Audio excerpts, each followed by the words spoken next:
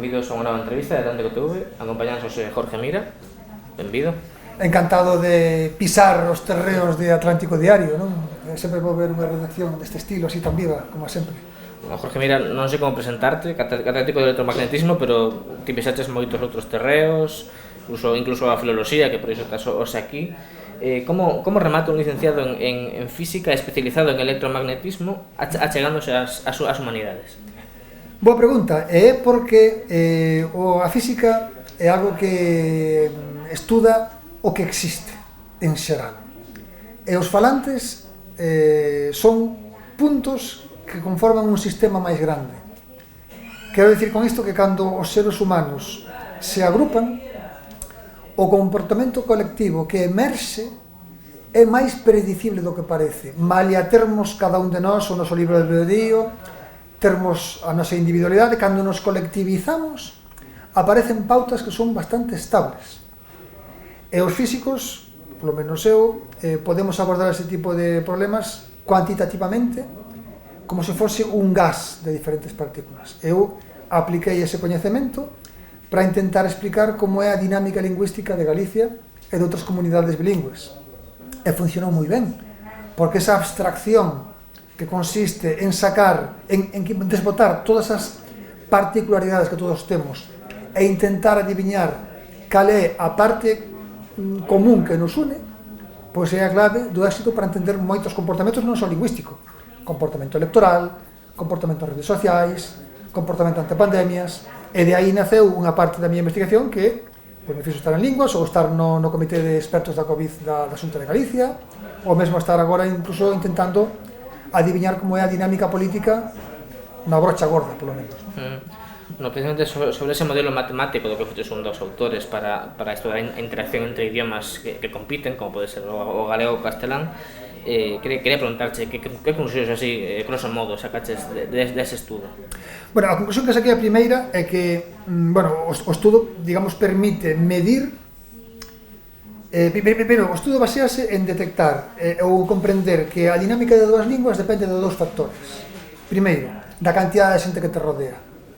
Se ti estás nunha discoteca de Vigo, entras e ti falas galego e todas as tías que che gustan falan castelán, ti vas a sentir unha presión para falar galego ou para falar castelán, non?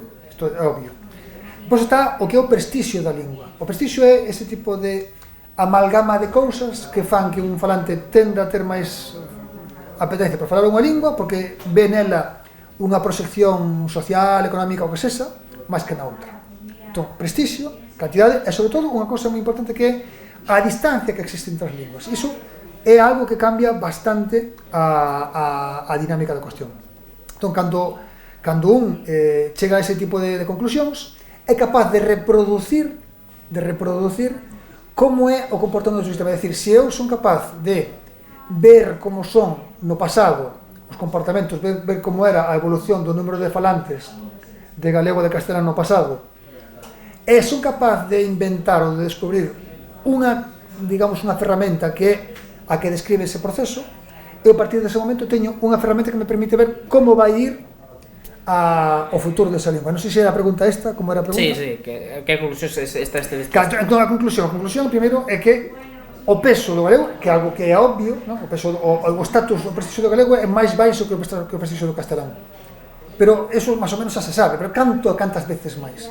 Bueno, pois digamos que o mellor o galego estaría nun 0,4, nunha torta de 0 a 1, ou nunha torta de 0 a 100, pois o galego estaría no 40, chegando a 40, e o castelán no 60. Esa é a primeira cousa.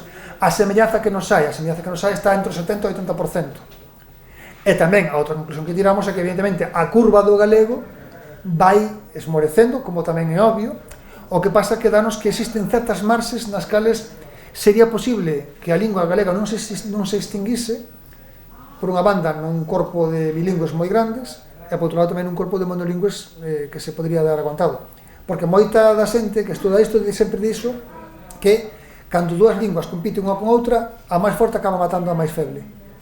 Entón isto é o que nos, está aí, o galego vai esmorecer moito, pero pensamos que ainda non esmorece, non? Bueno, cambiando un poquinho de tema, levas máis de 20 anos co tema da divulgación científica, destacamos pois ese Cifras e Letras que se fixo moi famoso na TVG, pero cal é a experiencia da que tes mellores recordos? Bueno, eu empecé nos medios fai 25 anos. Empecé en Televisión Española, facendo un programa de, digamos que era de variedades, non? Eu xa empezaba a contar cosas de ciencia. Foi a primeira vez que na radio e televisión que se fai en Galicia se facía unha sección de divulgación científica en galego, ainda que parece mentira, non? E a partir de aí, bueno, pues empecé un percorrido pues, na Radio Galega, dende o 2000 hasta agora, estuve en Radio Nacional de España, na TVG fixen tamén moitas cousas. Eu teño moito cariño, lógicamente o Cifras e Letras foi o programa que tivo máis éxito, porque tivo cotas de audiencia que pasaban do 20%, falamos de medias de espectadores, cuotas de medias de 130.000 espectadores, que isto é ciencia ficción hoxe en día, nun programa que é de sobremesa, acumuladas de máis de 200.000. Entón, os Cifras, como foi un boom moi rápido, teño un recordo moi bonito, ainda que os Cifras e Letras despois acabo tendo outros programas que eu conseguiu seguir, non? Pois o Verbas Van, o Como un Allo, claro, foron o mesmo formato, con pequenos cambios, e ao final foi un continuo de 15 anos facendo ese tipo de concursos ata fai 2 anos que se emitiu o último, non? Entón eu, quizá, o Cifras, porque foi un despegue moi importante, non? Eu xa levaba feito cosas na tele, pero o despegue que supuso cuantitativamente por audiencia, por resposta do público, pola vanguarda que supuso, a base de datos de palabras dos Cifras e Letras chegou a ser a base de palabras máis grande en lingua galega, máis incluso que os dicionarios e a propia Real Academia, co cal ten o seu mérito. Entón, foi un salto moi importante. Entón, eu diría que o Cifras, quizá, non?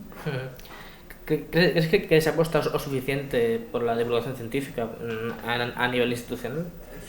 Ben, esa pregunta é unha pregunta que, lógicamente, ten opinións, e hai xente que ve o vaso medio cheo, e hai xente que ve o vaso medio baleiro. Eu son dos que ve o vaso medio cheo, por lo que te dicía antes, no 99, cando eu empecé, entereime despois, a miña foi a primeira sección de divulgación científica en radio, en galego, e a miña sección na tele foi a primeira sección que se fixo en televisión en galego.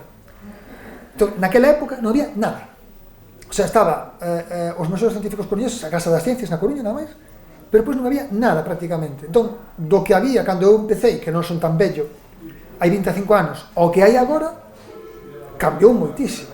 O sea, sobre todo a rede, disparou a cantidad de propostas. Entón, eu vexo un cambio brutal que se produciu na miña escala de vida ou de media vida. E eu vexo que isto mellorou moitísimo. Comparado co que había, todo isto eu vexo o vaso medio cheo. Mellorou moitísimo.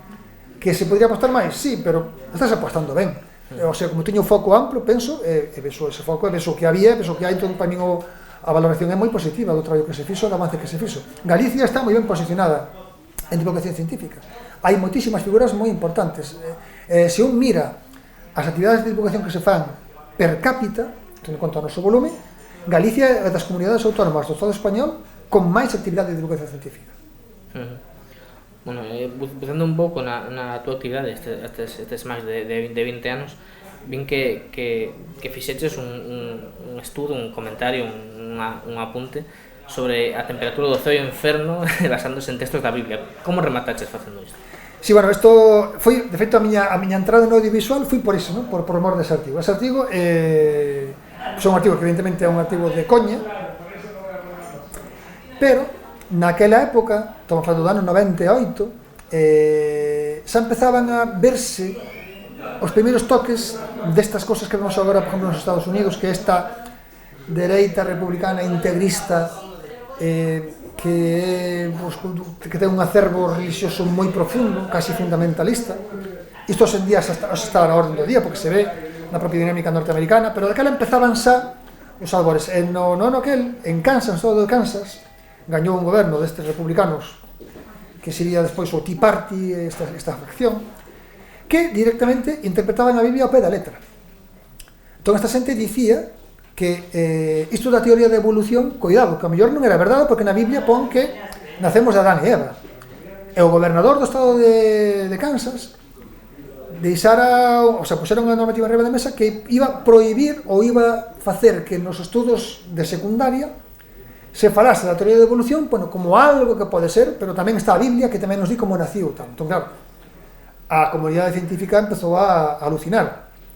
Entón, o que fixemos moitos foi facelo pola vía máis ou menos enseñosa, e na Biblia, cando unha lé, eu fui un catequista moitos anos, ve que se describe no libro de Isaías como é o ceo. Entón, no libro de Isaías dice que o ceo é un lugar onde o sol brilla 7 veces máis que na Terra e a lúa brilla como o sol. Entón, ese dato, o 7 digamos, na idiosincrasia xudea é un número moi importante, pero para un físico dice cal é o nivel de radiación solar que hai no planeta ceo, chamémoslle planeta ceo. Entón, con ese dato, a min valme para computar cal é, en base a esa radiación electromagnética que cae sobre ese planeta ceo, cal é a temperatura promedia dese planeta ceo. E foi o que fixen cunha lei de física cuántica. E a temperatura do inferno, vas ao Apocalipse, e no Apocalipse díxeche que os malos e pecadores arderán nun mar ardente de sofre. Entón, se ti miras o punto de ebulición do sofre, a unha presión ambiente, depois incluso recalculei como cambiaría coa presión, dache a temperatura do inferno. Entón, calculei a temperatura do ceo e a temperatura do inferno cun colega. E saliu que o inferno estaba máis quente. Que pasou? Eso, digamos, foi a chegar hasta aí. Eu mandámoslo con un par de huevos a unha revista moi potente, como neuta, e publicáronmela. Pero que ocorre? Que descubrimos despois que 30 anos antes, un señor, un físico, que acabou sendo o secretario de Estado no goberno de George Bush, o pai do que despois tamén foi presidente, que era físico, o secretario de Estado de Enerxía, tamén fixera o mesmo chascarrillo, evidentemente tal, pero equivocárase nun cálculo. E el saía allí que o ceo era máis quente que o inferno. Entón, claro, 30 anos despois, 2 tíos de España fa un artigo que descubre un erro dun tipo que foi un altísimo cargo da administración Bush, imagínate que se montou.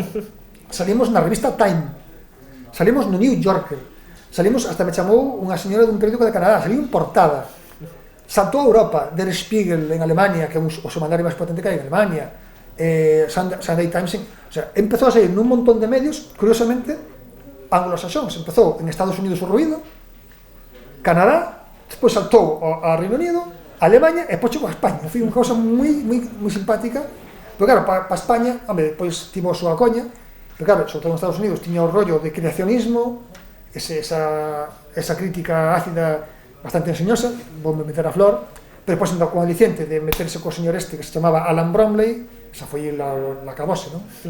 Eso foi un disparo que había hasta no programa de María Teresa Campos, e en certo modo isto detonou o meu salto audiovisual, porque eu empecé nos programas de televisión como tipo do Izado máis inferno, a máis un tipo que acaba de ganar o campeonato galego de baile de salón, que bailaba daquela e tal, para tuver algunhas anécdotas máis, entón coinfluía todo, eso fixo que fose personaxe televisivo para entrevistas, e aí foi como me acabaron coñecendo e como acabei de colaborador fixo no programa.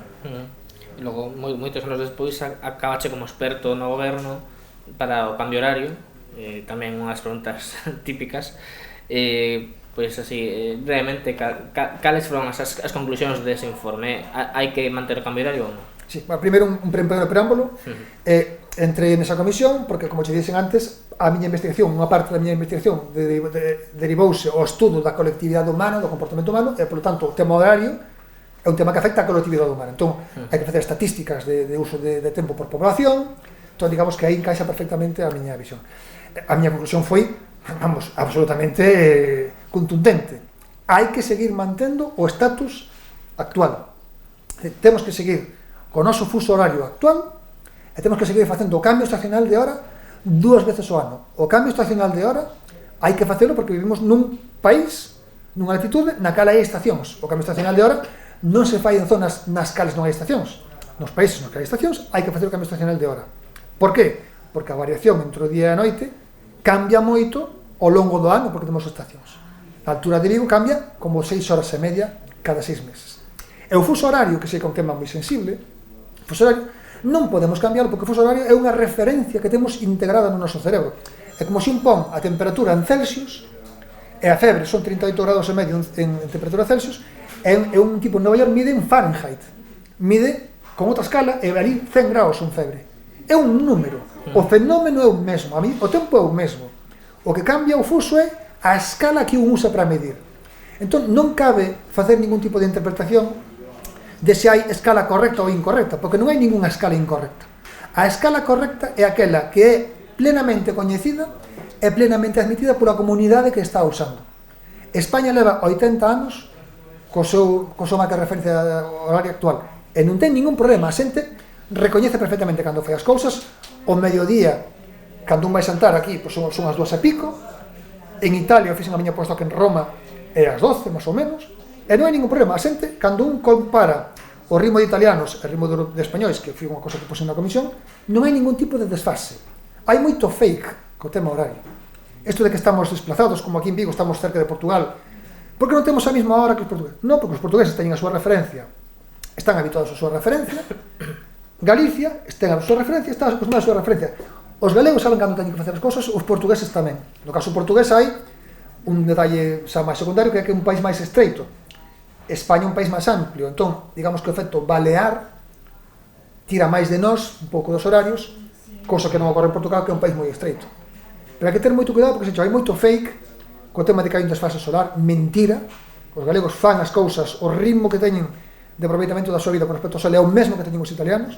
Segundo, hai fakes como que dicir que dormimos unha hora menos, falso, segundo datos de Eurostat, que son estatísticas moi potentes feitas polos organismos estatais de estatística, e mesmo hai cousas moi ocurrentes como que o noso fuso horario foi un invento de Franco para alinearse con Hitler, que é un fake que se puso en marcha no ano 2008, que, digamos, que colou unhas persoas que eu coñezo, e que eu estive votando en moitas redaccións de moitos medios, e que traballando gostou, porque a mí ao principio viñame, e isto de la historia del uso hitleriano, pero vamos a ver, buscade, non hai ningunha referencia ao fuso español hitleriano de antes do 2008, é resto que busquen, porque empezou o fake aí, entrou, e ainda hoxe día hai algún pirao, algún despistado que me entra co do fuso nazi. Eso é mentira. O noso fuso, se acaso, será golista, porque España reproduciu e copiou o comportamento de Francia, porque Francia fixo exactamente o mesmo.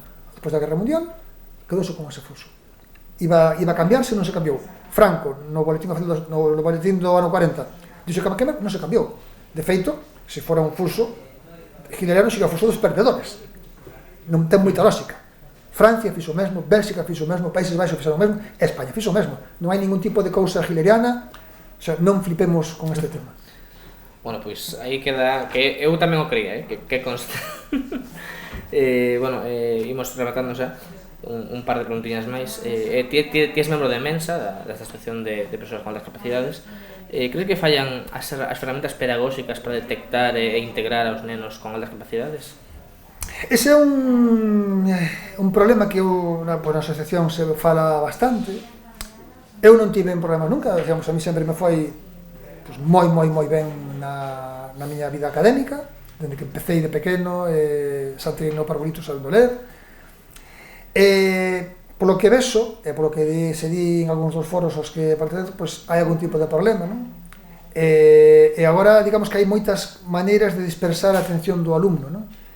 De todos modos, eu teño que dicir que son un neno da escola dos anos 70 e 80, naquela época había moitas menos ferramentas para detectar todo tipo de cosas que hai agora. Entón, novamente, son dos que volve a ver o vaso medio cheo. Se agora hai cosas que fallan, home, pois imagínate cando eu era pequeno. Home, cando era pequeno, a mestra trouxe un día a casa para dicirlle a miña nai que era unha cousa un pouco rara que pasaba comigo, que era unha cousa excepcional, non sei que. Cando naquela época, cando traían ao fillo a casa, era porque queimara o colexo, né? Entón, a mí tuve alguna sorte con alguna profesora que, bueno, que detectou cousas, non? Era unha cousa moi anormal, pero creo que agora hai moitas máis ferramentas, está o sistema moito máis preparado que do que estaba cando eu vivín. E se un mira máis para atrás, pois ves moita xente que foi moi talentosa que acabou saindo. Entonces, se a ciencia e a cultura foron progresando en séculos pasados, agora que hai moitas máis posibilidades, non sei. E agora, o único matiz que tería sería ter unha legislación un pouco máis severa para controlar certas despistes que hai, móviles, redes, perdes a comprensión lectora, estás perdendo a autoridade do profesor. Eu creo que a mellor iría máis por aí, non? Eu creo que a parte de detección de singularidades, de diversidades está máis que repleta, pero creo que agora habría que investir máis ao profesor dunha certa autoridade, non? Porque pode haber problema por dilución, non? E iso eu creo que pode ser a única cousa a correxir por un máximo punto. Xa para ir rematando, ao longo da tua carreira de investigador tocaches múltiples disciplinas, como xa comentamos. Hai algún tema no que che gustaría fondar pero non tiveches a oportunidade? Bueno, eu afortunadamente, acaban de concederme a medalla de investigación de Galicia, fai uns meses, é o maior premio que ten un científico nesta comunidade autónoma, para min foi un enorme honor, e concederonme pola, a frase que viña ao xurado era pola miña cantidade de disciplinas, non? Pola cantidade de disciplinas que abordei, porque abordei dende a física pura, física matemática, temas de bioloxía, temas de medicina, temas de lingüística, temas de enxeñería, o sea, toquei prácticamente incluso ciencias xurídicas, o sea, tomei todos os planos. Entón eu sei que o meu caso, segundo me din, é un caso único, o sea que estou bastante servido, e todo o que se me pasou pola diante, eu quixen tocar, toqueino, e cando puden facelo, fíxeno. Agora, o que me está gustando moito é o tema da política, ver como a dinámica do ser humano colectiva a hora de votar. Estou casi convencido, de feito temos algún resultado, que a dinámica coa cal se votaba fai 20 anos cambiou a dinámica que temos agora. Isto é algo que máis ou menos un pode ver nos resultados electorais, pero ten que haber unha base na conexión, na interconexión de redes humanas que explique este cambio. Eu creo que tivo que haber un cambio aí entre o 2010 e 2020, aí polo medio. Entón estamos intentando cuantificar cal é a razón última dese cambio, dese clic no comportamento electoral macroscópico. Non estou falando de que partido se vota, sino a maneira de votar e a maneira de influenciar o votante. Eu penso que por aí hai un terreo, que é o que me apetece agora mesmo. Estou, pois seguramente agora mesmo empezando a rascar a ver se podemos sacar algo, non? Entón, agora unha temporada de eleccións bastante intensa. Sí. Bueno, pero non falo solamente o caso español, é un caso que afecta a todo o mundo. Ti miras as dinámicas electorais Brasil, Estados Unidos, mira as grandes democracias, non? Mira Francia, mira Escandinavia. O España non é o único sitio que está trastocado. Ti mira todo o mundo e ves que é algo colectivo. É que a globalización fai iso. A globalización leva a que esas dinámicas se estendan, pero curiosamente a globalización, que é tamén un resultado de investigación que sacamos, non leva a homogeneización do pensamento, sino que leva a clusterización. E vémolo, unha xente fai o seu nicho e ten o seu grupúsculo que é totalmente alleo a outro que está, porque coas redes ti podes facer un grupo pechado en na que te nutres contigo mesmo. Feito, nós cando foi o estudio da COVID miramos incluso como é o comportamento de Twitter global. Twitter permite aillamentos, permite bolas que son totalmente disxuntas. Entón, a globalización, curiosamente, en vez de levar a un panorama homoxéneo, leva a un panorama con clusterización. É moi curioso. Bueno, pues moitas grazas por estas reflexións, por vir ata aquí. A vos, bueno, pues un saúdo para todos os lectores de Atlántico Diario e os televidentes de Atlántico Televisión. Nos vemos na seguinte entrevista de Atlántico TV.